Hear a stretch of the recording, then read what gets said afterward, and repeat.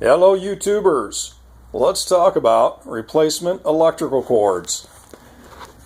Just had this DeWalt DW705 come in, and I thought, well, the cord on this thing seems unusually long to me, and I don't remember this particular saw having a grounded cord on it. And as a matter of fact, if you look at this little symbol right here, if I can get the camera to focus, that square inside a square, that indicates double insulated.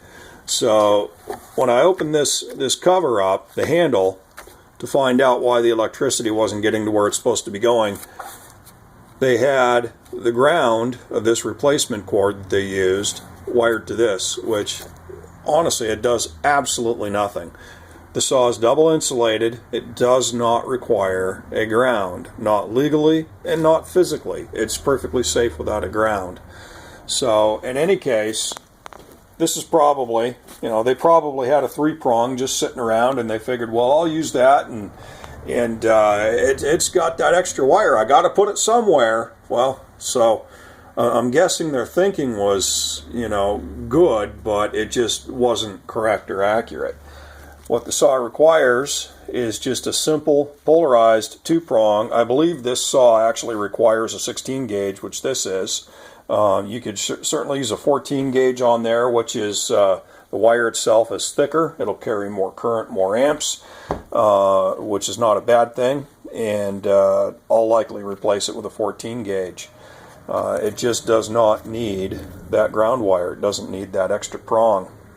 Just a simple polarized plug. So I got to looking at these.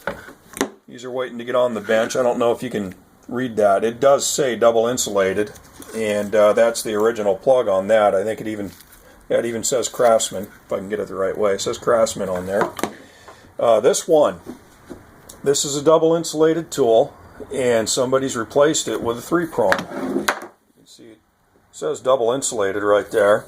And when I repair this, I'm actually going to have to remove this cord and charge them for the proper cord, because legally I cannot leave that cord on there and let this go out of the shop. So if you're working on a tool, appliance, blender, saw, whatever it happens to be, anything you plug in, if you're going to replace the cord, make sure you use the correct one. Use the internet, find out what the tool is supposed to have. Is it supposed to have a 3-prong or a 2-prong?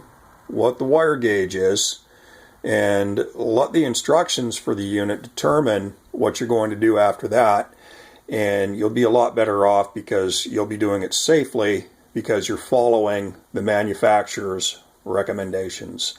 So in any case, I hope you found the video interesting. Hope you found it informative. Have a great day.